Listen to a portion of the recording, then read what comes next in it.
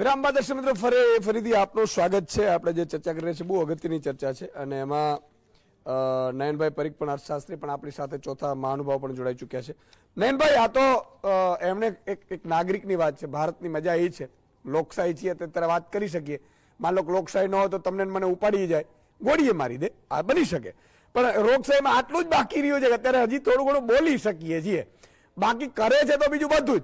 પણ આ રૂપિયો જાય, જીડીપી, આ ગ્રોથ, હવે 5 ટ્રિલિયન, આ બધું કેમ હવે સેટ થશે નયનભાઈ?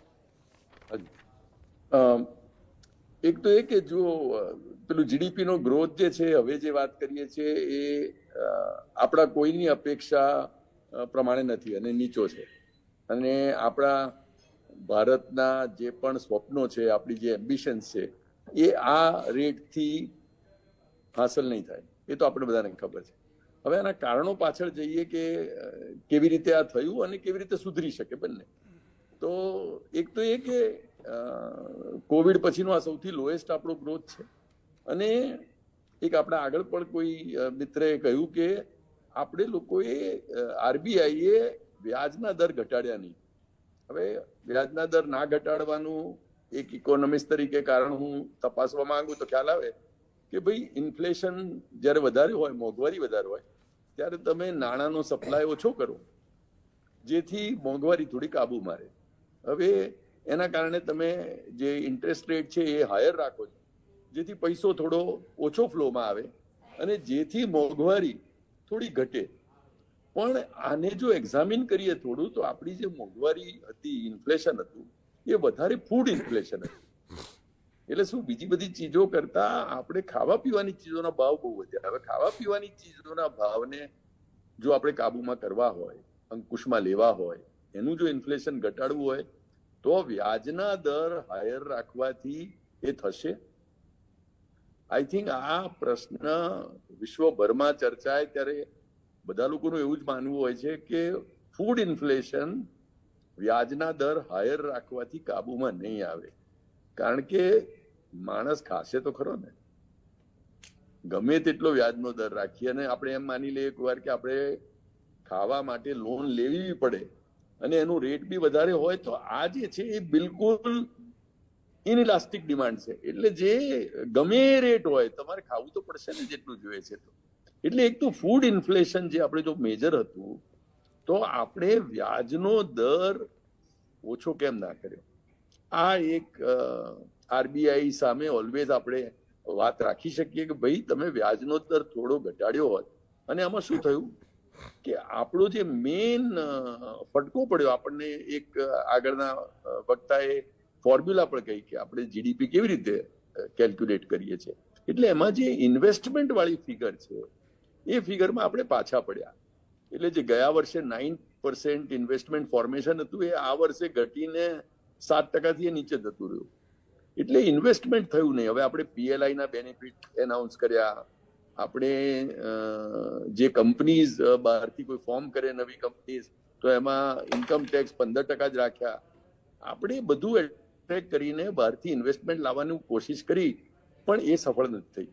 બીજું, સરકારનું પોતાનું ઇન્વેસ્ટમેન્ટ પણ આ વખતે નથી કર્યું કોઈ ને કોઈ કારણસર। કદાચ ઇલેક્શન્સ હશે, પોલિટિકલ કમ્પલ્ઝન હશે, એના કારણે ઇન્ફ્લેશન અને કાબુમાં રાખવાની જે બહુ જ વધારે ઇમ્પોર્ટન્સ હશે અને સોશિયલ વેલફેર વાળી સ્કીમમાં પૈસા જો ફાળવો તો ઇન્ફ્રાસ્ટ્રક્ચર ને ઇન્વેસ્ટમેન્ટમાં પૈસા ના ફાળવી શકો અને એ પ્રાયોરિટી બની જાય ત્યારે ઇકોનોમીનો ગ્રોથ જે છે એ થોડો અસરમાં મુકાયો। એટલે હું ગણું છું કે ઇન્વેસ્ટમેન્ટ સરકારે પોતે ના કર્યું, ઇન્ફ્રાસ્ટ્રક્ચરમાં ઘટાડ્યું અને ઇન્ફ્લેશન જે આપણે વ્યાજથી કાબુમાં કરવા ગયા અને ખાસ કરીને ફૂડ ઇન્ફ્લેશન, એ બેના કારણે આપણું ઇન્વેસ્ટમેન્ટ ઓછું થયું ને એટલે ઇન્ડસ્ટ્રીમાં લોકોએ જ્યારે લોન મળે નહીં અથવા વ્યાજ વધારે હોય ત્યારે પ્રોજેક્ટ વાયેબલ ના થાય।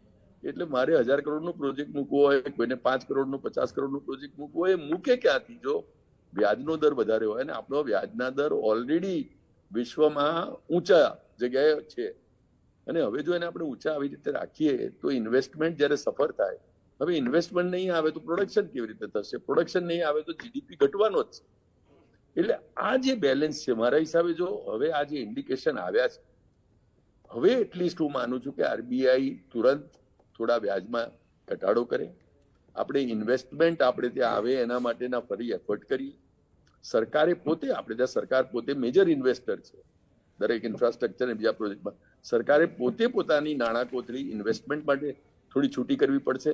અને આ ફિગર બજેટ પહેલા આવ્યા છે, મારા ખ્યાલથી બજેટમાં આના થકી લેસન્સ લઈને આપણે જો ઇન્વેસ્ટમેન્ટ, વ્યાજનો દર, એ બધામાં જે જરૂરી સુધારા છે એ કરીશું તો પાછો એટલીસ્ટ આવતા વર્ષે જીડીપી, હવે આ વર્ષે તો કોઈ બહુ રહ્યું નથી કશું કરવાનું અને આ વર્ષનો રેટ તો 6.4 થી વધારે લાગતો નથી, પણ આવતા વર્ષે ફરી પાછા આપણે ઊંચા જીડીપી રેટના રેજીમમાં પાછા જવું હોય અને જવું જ પડશે તો આપણે આ 2-3 સ્ટેપ્સ લેવા જ પડશે. સરકારે આગળ વધીને ઇન્વેસ્ટમેન્ટ કરવું પડશે, પ્રાઇવેટ સેક્ટરને ઇન્વેસ્ટમેન્ટ કરી શકે એ માટે લોનના દર ઘટાડવા પડશે અને બાકીની બધી જે સુવિધાઓ ઇન્વેસ્ટમેન્ટ કરવા માટે અહીંના અને પરદેશના ઇન્વેસ્ટરને આપવી પડે એ આપીશું તો આપણે આઈ થિંક આવતા વર્ષે એટલીસ્ટ જીડીપીનો ગ્રોથ પાછો વધારે સારા લેવલ પર આવે એના માટે બધા કામગીરીઓ આપણા રૂપિયો બગડી રહ્યો છે નયનભાઈ, આશા થોડી બંધાશે.